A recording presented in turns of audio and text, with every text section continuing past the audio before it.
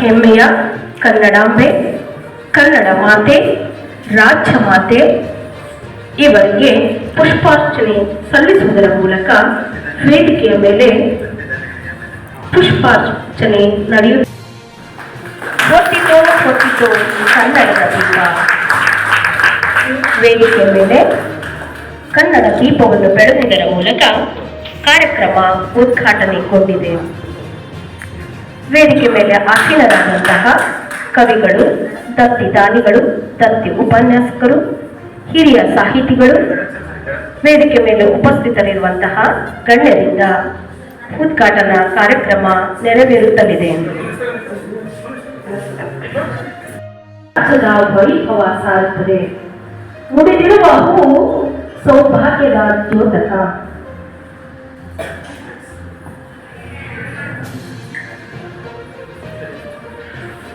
ದತ್ತಿದಾನಿಗಳಾಗಿರ್ತಕ್ಕಂಥ ದಿವಂಗತ ಶ್ರೀ ಶಂಕರಗೌಡ ಅವರ ಭಾವಚಿತ್ರಕ್ಕೆ ಮಾಲಾ ಪುಷ್ಪವನ್ನು ಹಾಕುವುದರ ಮೂಲಕ ಈ ಕಾರ್ಯಕ್ರಮವನ್ನು ಮಾಡುವುದರೊಂದಿಗೆ ದಿವಂಗತ ಶಂಕರಗೌಡ ಎಲ್ಲಿ ಅವರ ಸ್ಮರಣಾರ್ಥ ದತ್ತಿ ಉಪನ್ಯಾಸವನ್ನ ಹಮ್ಮಿಕೊಳ್ಳಲಾಯಿತು. ದತ್ತಿ ಉಪನ್ಯಾಸವನ್ನ ಈ ದಿನ ಹಮ್ಮಿಕೊಳ್ಳುವುದರ ಉದ್ದೇಶ ಅವರ ಪುತ್ರರಾದಂಥ ಮಲ್ಲಿಕಾರ್ಜುನ ಎಸಲಿನಿಯವರು ಕೂಡ ಇದ್ದಾರೆ. ಅವರಿಗೆ ನಮ್ಮ ಕನ್ನಡ ಸಾಹಿತ್ಯ ಪರಿಷತ್ತಿನ ಪರವಾಗಿ ತುಂಬ ಹೃದಯದ ಅಭಿನಂದನೆಗಳು. ಏಕೆಂದರೆ ಅವರ ಒಂದು ವಿಷಯ ಏನಿದೆ, ಕನ್ನಡ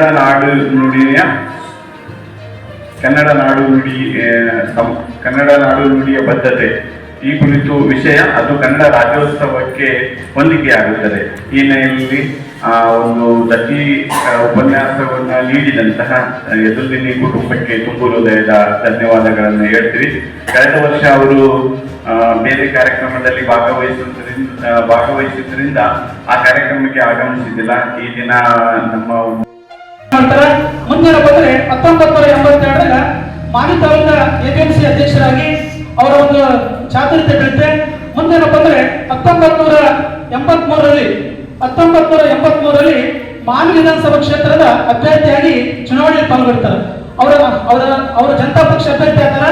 ಅವ್ರ ವಿರುದ್ಧ ಕ್ಯಾಂಡಿಡೇಟ್ ಈಗ ಲಿಂಗಸೂರಿನ ರಾಜ ಅಮರಪುರ ಅವ್ರ ಕಾಂಗ್ರೆಸ್ ಅಭ್ಯರ್ಥಿಯಾಗಿ ಬಹಳಷ್ಟು ಚುನಾವಣೆ ಇರುತ್ತೆ. ಆ ಚುನಾವಣೆಯಲ್ಲಿ ಅಲ್ಪ ಮತ ಇಡುತ್ತಾ ದಿವಂಗತ ಶಂಕರಗೌಡ ಅವರು ಸೋಲನ್ನು ಅನುಭವಿಸ್ತಾರೆ. ಅನುಭವಿಸಿ ಕೂಡ ನಾನು ಸೋತಿರ್ತಕ್ಕಂಥದ್ದನ್ನ ಇದು ಮಾಡದೆ ನಿಖರವಾಗಿ ಜನರಿಗೆ ಸಂಪರ್ಕ ಹೊಂದ್ತಾರೆ. ಆಗ ಅವರಿಂದ ಬಹಳಷ್ಟು ವ್ಯಕ್ತಿತ್ವ ಗುಣಗಳನ್ನ ಅಷ್ಟೇ ಅಲ್ಲದೆ ಅವರ ಆಲಾಪುರ ಆಗಿರ್ಬೋದು, ತೋಟದಿನ ಆಗಿರ್ಬೋದು, ಕೌತಾಳ ಆಗಿರ್ಬೋದು, ಅನೇಕ ಜನರಿಗೆ ಸಹಾಯ ಸಹಕಾರ. ಇವತ್ತು ಬಂದು ಯಾರಾದ್ರೂ ಕೇಳ್ರಿ, ಇವತ್ತು ಆಲಾಪುರ ಅಂತ ಯಾರ ಹೆಸರು? ಇವತ್ತು ನಮ್ಮ ಆಲಾಪುರಕ್ಕೆ ಜೋಡೆತ್ತು. ಯಾರಪ್ಪ ಜೋಡೆತ್ತು? ನಮ್ಮ ಶಂಕರಗೌಡ ಆಗಿರ್ಬೋದು, ಇದಾಗಿಂದ ರಂಗಭೂಮಿ ಉಳಿಯೋದಕ್ಕೆ ಆಗಿರ್ತಕ್ಕಂಥ ದಿವಂಗತ ರಾಮರಾವ್ ದೇಸಾಯಿ. ಇವರಿಬ್ಬರು ನಮ್ಮ ಆಲಾಪುರಕ್ಕೆ ಜೋಡಿ ಎತ್ತಲು, ನಿಜವಾದ ಜೋಡಿ ಎತ್ತಲು ಇಬ್ಬರು ಸಂಘಟನೆ ಮಾಡಬೇಕು ಅನ್ನುವಂಥ ಉದ್ದೇಶದಿಂದ ತಾಲೂಕು ಕನ್ನಡ ಸಾಹಿತ್ಯ ಪರಿಷತ್ ಈ ಕಾರ್ಯಕ್ರಮವನ್ನು ಏನಂತಂದರೆ ಈ ಒಂದು ಸ್ಥಳದಲ್ಲಿ ಏರ್ಪಡಿಸಿದೆ. ಅದಕ್ಕಾಗಿ ಈ ಕಾರ್ಯಕ್ರಮಕ್ಕೆ ನನ್ನನ್ನು ಉದ್ಘಾಟಕರಾಗಿ ಕರೆದಂಥ ತಾಲೂಕು ಕನ್ನಡ ಸಾಹಿತ್ಯ ಪರಿಷತ್ ಅವರಿಗೂ ಹಾಗೂ ವೇದಿಕೆ ಮೇಲಿರ್ತಕ್ಕಂಥ ಎಲ್ಲ ಕನ್ನಡ ಮನಸ್ಸುಗಳಿಗೆ ನಾನು ನಮಸ್ಕಾರಗಳನ್ನು ತಿಳಿಸುತ್ತಾ ಎಲ್ಲರಿಗೂ ಮತ್ತೊಮ್ಮೆ ಕನ್ನಡ ರಾಜ್ಯೋತ್ಸವದ ಶುಭಾಶಯಗಳನ್ನು ಕೇಳಿ ನಾನು ಮಾತನ್ನು ಮುಗಿಸ್ತೀನಿ. ನಮಸ್ಕಾರ. ಭಾಷೆಗೆ ಇಂಥ ಒಂದು ಶಕ್ತಿ ಇದೆ. ಇದನ್ನು ಹೀಗೆ ಬರೆಸಬಹುದು. ಕಾಂತಿ ಅನ್ನೋದನ್ನ ಕಾ ಬರೆದು ಸೊನ್ನೆ ಬರೆದು ತೀನು ಬರೀಬಹುದು. ಕಾ ಬರೆದು ತೀ ಬರೆದು ಅದಕ್ಕೆ ನತ್ತು ಕೊಟ್ಟರು ಕಾಂತಿ ಆಗುತ್ತೆ. ಈ ರೀತಿ ಹೊಸ ಹೊಸ ಪದಗಳನ್ನು ನಾವು ಮಕ್ಕಳಿಗೆ ಕಲಿಸೋದ್ರಿಂದ ಈ ಭಾಷೆಯ ಸತ್ವ ಆಗ್ತಾ ಹೋಗುತ್ತೆ. ನಾನು ಮೊನ್ನೆ ನನ್ನ ಶಾಲೆ ನಿನ್ನೆ ಒಂದು ಹುಡುಗ ಹೆಸರು ಬರೆಸ್ತಾ ಇದ್ದೆ, ಕಾರ್ತಿಕ ಅಂತ ಬರೀತಿದ್ದ. ಕಾರ್ತಿಕ ಬರೀಬೇಕಾದ್ರೆ ಕಾ ಬರ್ದ ತೀ ಬರ್ದ ಅದಕ್ಕೆ ಅರ್ಥವತ್ತು ಬರೆಯುವ ಬದಲು ಮಹೋದತ್ತು ಬರ್ದ. ಇಷ್ಟು ದಿವಸ ಆದ್ರೂ ಇನ್ನು ಯಾರು ನೋಡೇ ಇಲ್ಲಲ್ಲ, ಅವನ ಹೆಸರನ್ನೇ ನೋಡಿಲ್ಲ.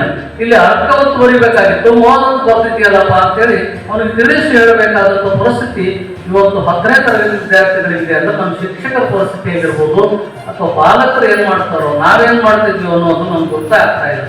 ಆದರೆ ಅವತ್ತೇ ಪದಗಳನ್ನು ಅರಿತುಕೊಂಡು ಮಾತನಾಡುವಂತ ಜನ ಇದ್ರು ಅಂತಂದ್ರೆ ಇದು ಹೇಗೆ ಬೆಳಿಬೇಕಾಗಿತ್ತು, ಯಾಕೆ ಹೀಗಾಯಿತು ಅನ್ನೋದನ್ನ ನಾವೆಲ್ಲರೂ ಸಹಿತ ಸ್ವಲ್ಪ ಮಟ್ಟಿಗೆ ಯೋಚಿಸುವಂತ ಕಾಲ ಇದಾಗಿದೆ. ಇಂತಹ ಜನಪದರನ್ನ ಅತ್ಯಂತ ಶ್ರೇಷ್ಠ ಮಟ್ಟಕ್ಕೆ ಒಯ್ದಂಥವರು ಈ ಜನಪದರು. ಅದರ ಜೊತೆಗೆ ಇಲ್ಲಿ ಅನೇಕ ಶೂರರನ್ನ ಕಂಡಿರುವಂತ ನಾಡು ಅಂತ ನಾವೆಲ್ಲ ನೋಡ್ತೀವಿ. ಎಷ್ಟೊಂದು ಯುದ್ಧಗಳು, ಎಷ್ಟೊಂದು ರಾಜರು, ಬೇರೆ ಎಲ್ಲಿ ಸಿಗ್ಲಿಕ್ಕಿಲ್ವೇನೋ ಅಂತ ಅನ್ಸುತ್ತೆ ನನಗೆ. ಕರ್ನಾಟಕ ಅಂದ್ಬಿಟ್ರೆ ಅದರಲ್ಲಿ ನಮ್ಮ ಈ ಭಾಗದ ಪ್ರದೇಶದಲ್ಲಂತೂ ಸಾಕಷ್ಟು ಜನ ಆಳ್ವಿಕೆಯನ್ನು ಮಾಡಿರುವುದು. ಅದರಲ್ಲಿ ವಿಜಯನಗರ ಸಾಮ್ರಾಜ್ಯ ಇವತ್ತು ಅದ್ಭುತವಾಗಿ ಆಳ್ವಿಕೆಯನ್ನು ಮಾಡಿಕೊಟ್ಟಿರುವಂಥದ್ದು ಇವತ್ತು ಕೊಂಪೆಯಾಗಿರೋದಕ್ಕೆ ನಮ್ಮೆಲ್ಲರ ಅಭಿಮಾನ ಶೂನ್ಯವೇ ಕಾರಣ ಅಂತ. ಯಾಕಂದ್ರೆ ನಮ್ಮ ಇತಿಹಾಸವನ್ನು ನಾವು ತಿಳ್ಕೊಳ್ಳೋದಕ್ಕೆ ಪ್ರಯತ್ನ ಪಡ್ತಾ ಕೃತಿ ಓದಿನೊಲವಿನ ಧ್ವನಿ. ಸಮಕಾಲೀನ ಕೃತಿಗಳ ಅವಲೋಕನ ಸಂಚಿಕೆ 2. 26 ಕೃತಿಗಳು ಓದಬೇಕಾದ್ರೆ ನಮಗೆ ಇವತ್ತು ಸಮಯ ಇಲ್ಲ ಅಂತ ನಾವು ಭಾವಿಸ್ತೇವೆ. ಆದರೆ ಈ ಪುಸ್ತಕವನ್ನು ಓದಿದರೆ ಸಾಕು, ಆ 26 ಕೃತಿಗಳ ಕೂಡ ನಾವು ಓದಿದಷ್ಟೇ ಅನುಭವ ನಮಗೆ ಸಾಧ್ಯ ಆಗ್ತದೆ. ವಿಶೇಷವಾಗಿ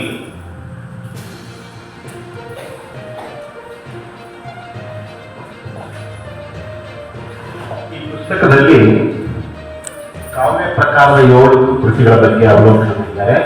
ಕಥಾ ಪ್ರಕಾರದ 4, ಕಾದಂಬರಿ ಪ್ರಕಾರದ್ದು 7, ಮಕ್ಕಳ ಕಾವ್ಯ ಕಥಾ ಪ್ರಕಾರದ್ದು 3, ಗಜಲ್ ಪ್ರಕಾರದ 1, ಆಧುನಿಕ ವಚನ ಪ್ರಕಾರ 1, ಜೀವನ ಚರಿತ್ರೆ ಅಥವಾ ವ್ಯಕ್ತಿ ಚರಿತ್ರೆ ಪ್ರಕಾರದ 1 ಮತ್ತು ಸಂಪಾದನಾ ಪ್ರಕಾರದ 2. ಒಟ್ಟು 24 ಪುಸ್ತಕಗಳನ್ನು ಓದಿ ಇದರಲ್ಲಿ ಅವರು ದಾಖಲೆಯನ್ನು ಮಾಡಿದ್ದಾರೆ. ಬಹುತೇಕ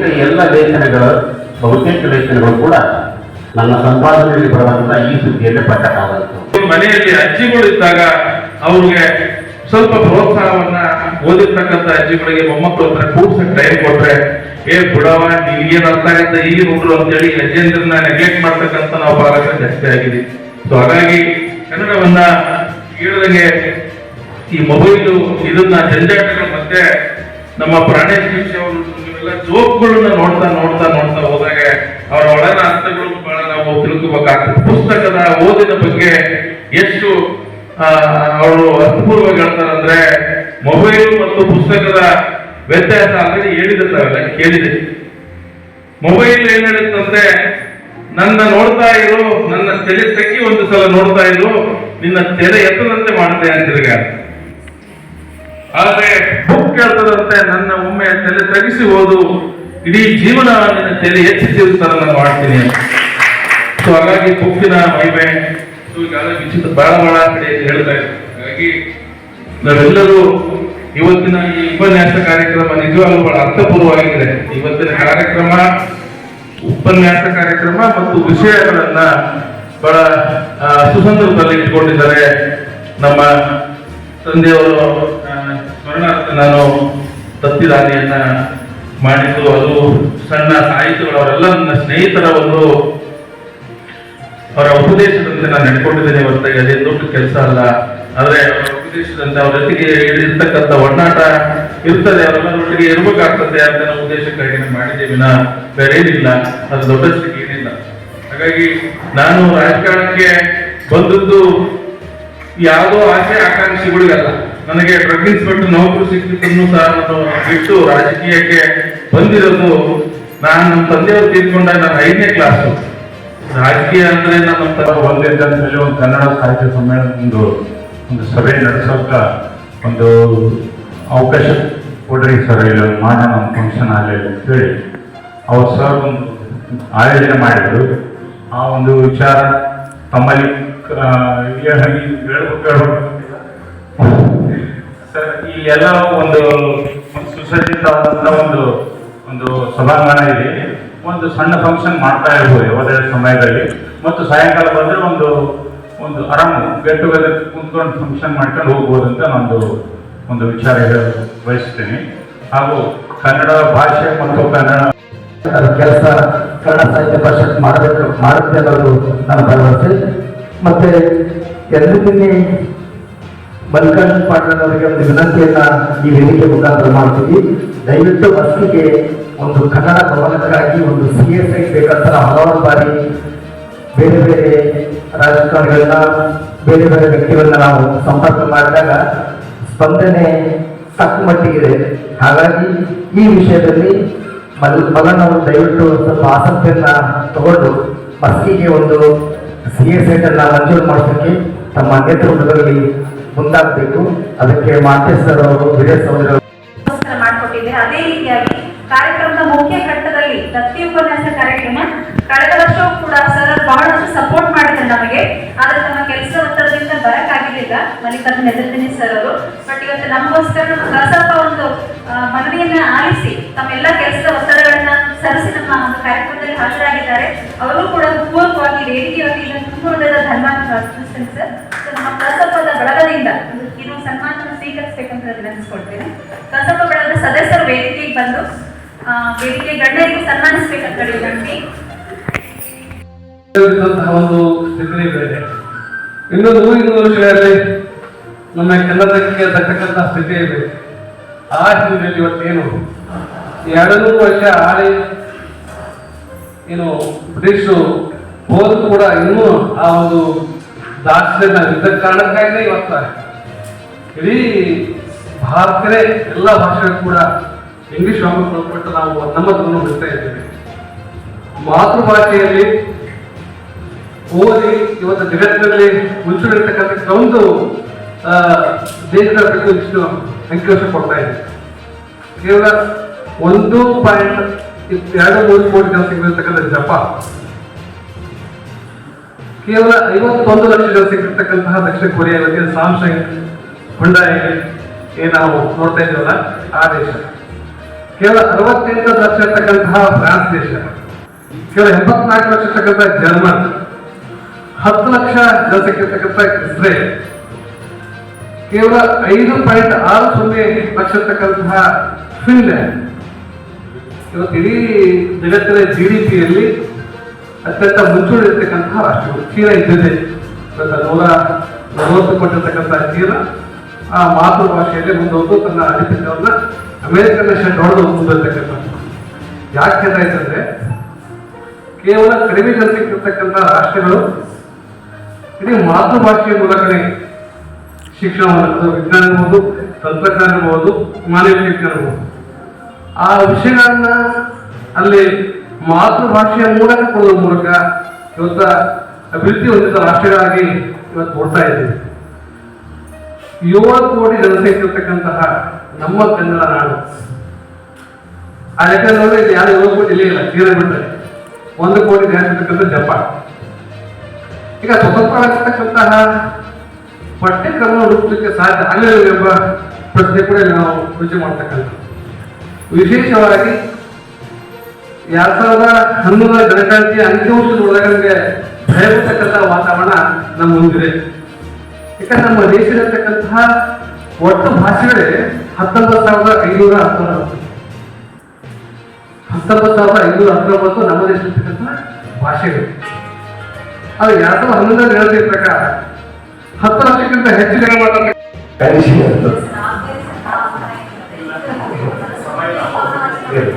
ಎಲ್ರಿಗೂ ನಮಸ್ಕಾರ. ವೇದಿಕೆ ಮೇಲೆ ಇರುವಂತಹ ಗುರುಗಳನ್ನು ಮತ್ತೆಲ್ಲ ಗಣ್ಯರು ನಮಸ್ಕರಿಸುತ್ತಾರೆ. ಅದಕ್ಕೆ ಕವಿತೆಯನ್ನು ವಾಚನ ಮಾಡ್ತಿದ್ದೇನೆ.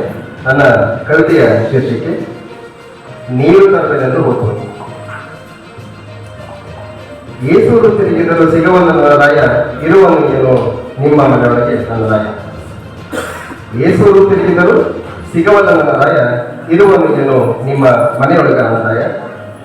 ಹೆಣ್ಣಿದ್ದ ಮನೆಯಲ್ಲಿ ಅವನ ವಾಸ, ಹೆಣ್ಣಿದ್ದ ಮನೆಯಲ್ಲಿ ಅವನ ವಾಸ. ಹೆಣ್ಣೆಂದರೆ ಅವರಿಗೆ ಹಣ್ಣ ಇದೆ ಕೇಳಿರಿ, ಹೆಣ್ಣೆಂದರೆ ಅವರಿಗೆ. ಕನ್ನಡ ಪಾಠಶಾಲೆಗಳು ಎಲ್ಲಿದ್ದೀರಿ ಕೆಚ್ಚದೆಯ ಕನ್ನಡಿಗರೇ? ಎಲ್ಲೆಲ್ಲೂ ಎದ್ದು ನಿಂತಿವೆ ಆಂಗ್ಲ ಭಾಷಾ ಸಂಸ್ಥೆಗಳು, ಭಾಷೆಗೆ ಪೆಟ್ಟುಕೊಳ್ಳುವ ಸರ್ಕಾರದ ಶೈಕ್ಷಣಿಕ ಯೋಜನೆಗಳು. ಎಲ್ಲಿದ್ದೀರಿ ಕೆಚ್ಚದೆಯ ಕನ್ನಡಿಗರೇ? ವಾಟ್ಸಪ್ ಸ್ಟೇಟಸ್, ಫೇಸ್ಬುಕ್ ನಲ್ಲಿ ಭಾಷಾ ಪ್ರೇಮಗಳು. ಈ ನಾಡ ಎಳೆಬಳೆಯ ಸುಖ ಉಂಟು ಅನ್ಯ ಭಾಷೆಗಳಿಗೆ ಅನ್ನವಿರುವ ಕಂಪನಿಗಳು. ಕರುನಾಡಲ್ಲಿ ಪರಭಾಷೆ ಪ್ರಾಬಲ್ಯ ಕೇಳೋರಿಲ್ಲ, ಇದೇ ಸಹ ದುರ್ವಿಧಿ ದೌರ್ಬಲ್ಯ. ತಾಯಿ ನುಡಿಯ ಕಡೆಗರಿಸಿ ತಪ್ಪಲಿ ಮಾಡಿ ಹರಿಲಿ. ಹೆಣ್ಣಿನ ನಗ್ನ ಮೆರವಣಿಗೆಗೆ ಸಾಕ್ಷಿಯಾಗಿ, ಹೆಣ್ಣಿನ ನಗ್ನ ಮೆರವಣಿಗೆಗೆ ಸಾಕ್ಷಿಯಾಗಿ ನಮ್ಮ ಮನಸ್ಸುಗಳನ್ನು ಬೆತ್ತಲು ಮಾಡಿಕೊಂಡಿರುವೆವಲ್ಲ, ನಮ್ಮ ಮನಸ್ಸುಗಳನ್ನು ಬೆತ್ತಲು ಮಾಡಿಕೊಂಡಿರುವೆವಲ್ಲ. ಸಂವಿಧಾನದ ಸಮ ಸಮಾಜದ ಆಶಯಗಳನ್ನು, ಸಂವಿಧಾನದ ಸಮಾಜದ ಆಶಯಗಳನ್ನು ಬೂದಿ ಮಾಡಿದೆವಲ್ಲ. ರೈತ ಗೀತೆಗೆ ಎದ್ದು ನಿಲ್ಲುವ ನಾವು ಅವರ ಸಾವಿಗೆ ಎದ್ದು ನಿಲ್ಲಬಲ್ಲೆವಲ್ಲ. ರೈತ ಗೀತೆಗೆ ಎದ್ದು ನಿಲ್ಲುವ ನಾವು ಅವರ ಸಾವಿಗೆ ಎದ್ದು ನಿಲ್ಲಬಲ್ಲವೆಲ್ಲ. ಒಳ ಗೌರವಿಸಬೇಕಂತೇಳಿ ಮನವಿ ಮಾಡಿಕೊಳ್ಳುತ್ತೇನೆ.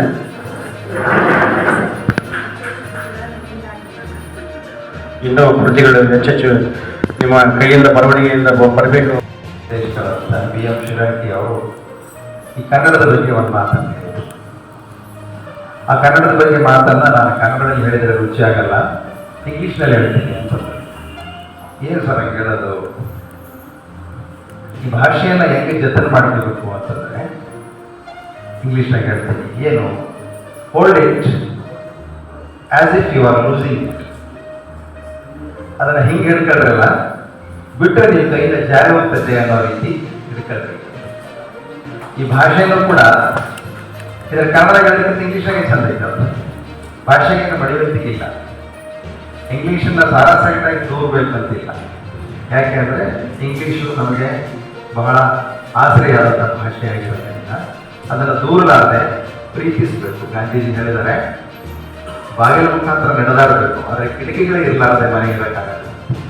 ಈ ಕಿಟಕಿಗಳು ಇದ್ರೇ ಹೊರಗಿಂದ ಗಾಳಿ ಬೆಳಕು ಬರೋದು. ಈ ಕಿಟಕಿ ಮೂಲಕ ಯಾವ ಭಾಷೆಗಳು ಬಂದರೂ ಸರಿ ಅದನ್ನು ಸ್ವಾಗತಿಸಬೇಕು. ಯಾಕಂದ್ರೆ ಅದು ನಮಗೆ ಜೀವದಾನ ಮಾಡುತ್ತೆ.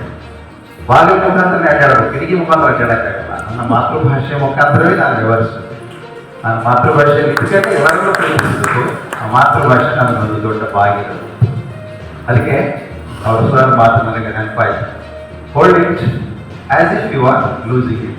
ಇವರಿಬ್ಬರು ನನಗೆ ಹೋಲ್ಡ್ ಮಾಡಕ್ಕೆ ನೋಡಿದ್ದೀನಿ, ನಮ್ಮ ಮಲ್ಲಿಕಾರ್ಜುನ್ ಪಾಟೀಲ್ ಅವ್ರನ್ನ ಮತ್ತೆ ಕಾಂಪೌಂಡ್.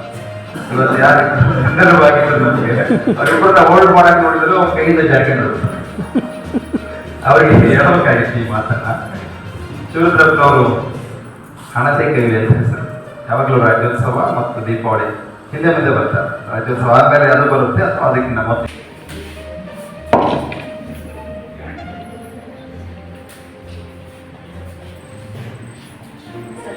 ಸರ್ಕಾರಿ ಪದವಿ ಪೂರ್ವ ಕಾಲೇಜು ಮಸ್ಕಿ ಸನ್ಮಾನವನ್ನು ಹಮ್ಮಿಕೊಂಡಿದೆ. ಈ ಕಾರ್ಯಕ್ರಮಕ್ಕೆ ಆಗಮಿಸಿ ಉದ್ಘಾಟನೆ ಮಾಡಿದಂತ ಅವಲೋಕನ ಸಂಚಿಕೆ 2 ಕೃತಿಕಾರರಾದ ವರದೀಂದ್ರ ಕೆ ಮಸ್ಕಿ ಇವರನ್ನು ಅಕ್ಷರ ಸಾಹಿತ್ಯ ವೇದಿಕೆಯವರು ಸನ್ಮಾನಿಸುತ್ತಿದ್ದಾರೆ.